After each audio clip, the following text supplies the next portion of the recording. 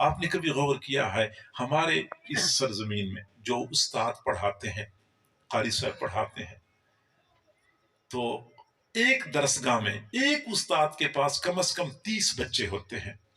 بعض درسگاہوں میں 40 بھی ہوتے ہیں، بعض میں 50 بھی ہوتے ہیں، بعض اتنے باہمت قاری ہوتے ہیں ایک ایک استاد کے پاس 60-70 بچے بھی ہوتے ہیں، لیکن 30 تو کم از کم ہوتے ہیں نا۔ اب میں 30 کی بات کرتا ہوں، وہ کم از کم کہ اگر ایک استاد کے پاس 30 بچے پڑھتے، حضرات حفاظ قرآن علماء موجود ہیں کہ صبح سے لے کے شام تک یہ بچے جب قرآن پڑھتے ہیں، اگر حساب لگایا جائے تو ایک بچہ پورے دن میں کم از کم 10 پارے تلاوت کرتا ہے۔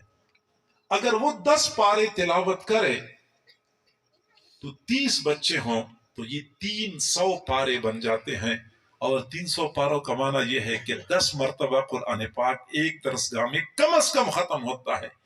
اگر 10 مرتبہ ختم ہوتا ہے تو گویا کہ یہ روزانہ 10 مرتبہ قرآن پاک ختم کرنے کا ثواب استاد کے کھاتے میں، اور استاد کا وہ ثواب والد مرحوم کے کھاتے میں یا دادا یا والدہ کے کھاتے میں۔